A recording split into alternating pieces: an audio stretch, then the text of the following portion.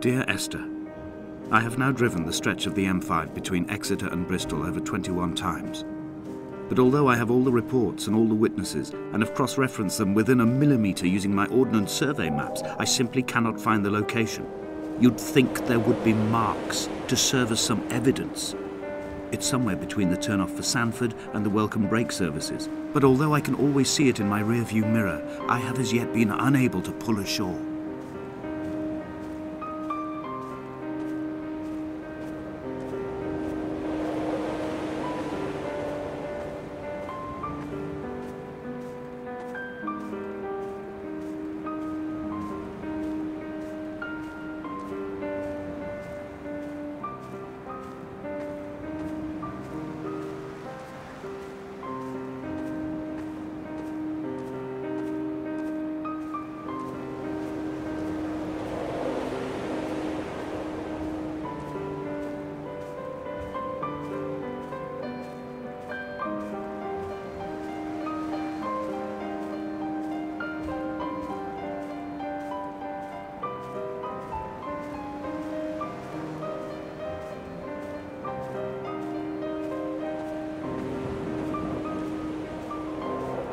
An imagined answer phone message. The tyres are flat, the wheel spins loosely, and the brake fluid has run like ink over this map, staining the landmarks and rendering the coastline mute, compromised. Where you saw galaxies, I saw only bruises cut into the cliff by my lack of sobriety.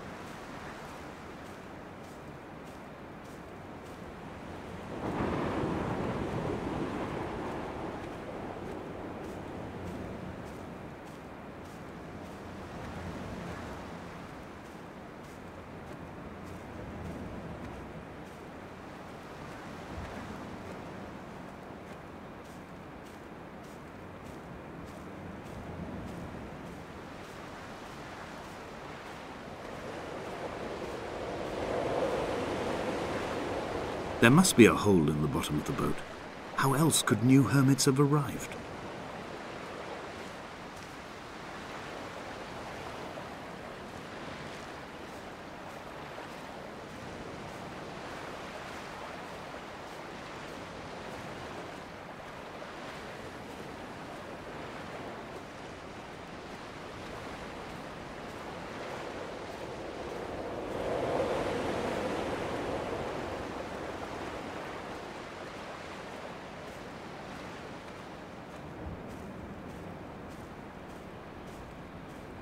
I had kidney stones, and you visited me in the hospital.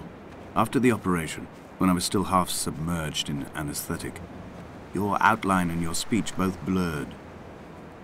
Now my stones have grown into an island and made their escape, and you have been rendered opaque by the car of a drunk.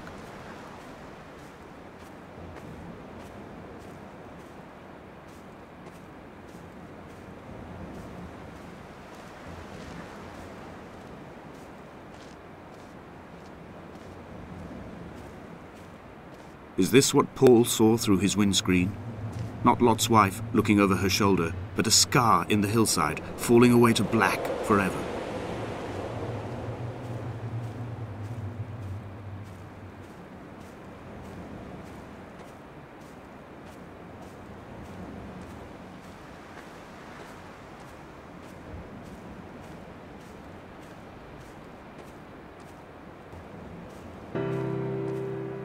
I've begun my ascent on the green slope of the western side.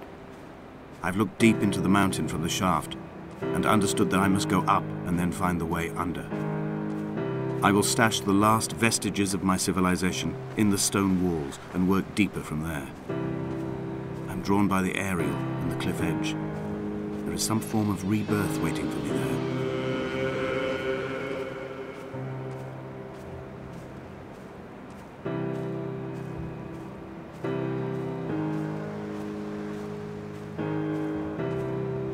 The bothy was constructed originally in the early 1700s. By then, shepherding had formalized into a career. The first habitual shepherd was a man called Jakobsen, from a lineage of migratory Scandinavians. He was not considered a man of breeding by the mainlanders. He came here every summer whilst building the bothy, hoping eventually that becoming a man of property would secure him a wife and a lineage. Donnelly records that it did not work. He caught some disease from his malcontented goats and died 2 years after completing it. There was no one to carve white lines into the cliff for him either.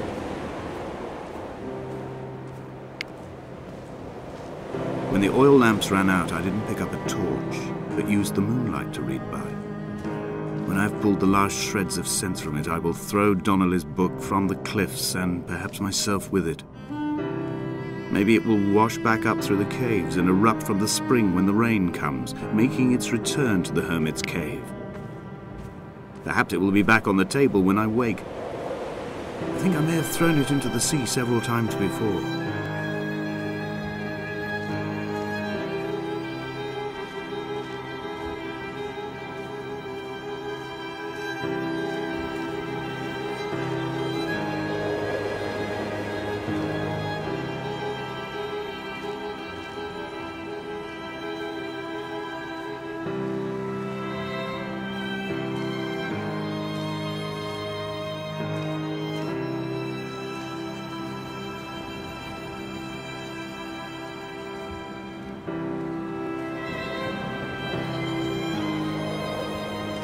In a footnote, the editor comments that at this point, Donnelly was going insane as syphilis tore through his system like a drunk driver. He's not to be trusted. Many of his claims are unsubstantiated, and although he does paint a colourful picture, much of what he says may have been derived directly from his fever. But I've been here, and I know, as Donnelly did, that this place is always half imagined. Even the rocks and caves will shimmer and blur with the right eyes.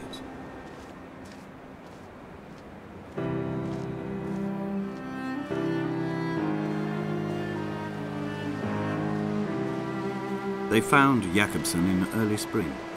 The thaw had only just come. Even though he'd been dead nearly 7 months, his body had been frozen right down to the nerves and had not even begun to decompose.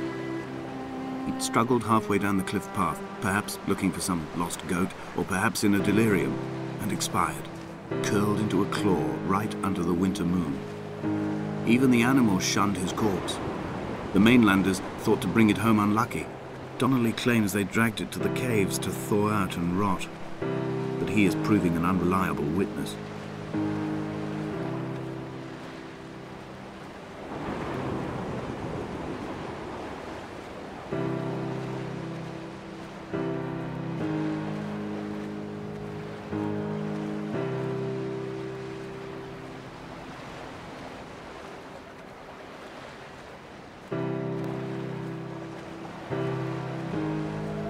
Climbing down to the caves, I slipped and fell and have injured my leg.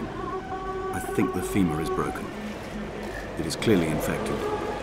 The skin has turned a bright, tight pink, and the pain is crashing in on waves, winter tides against my shoreline, drowning out the ache of my stones. I struggled back to the bothy to rest, but it has become clear that there is only one way this is likely to end. The medical supplies I looted from the trawler have suddenly found their purpose. They will keep me lucid for my final ascent.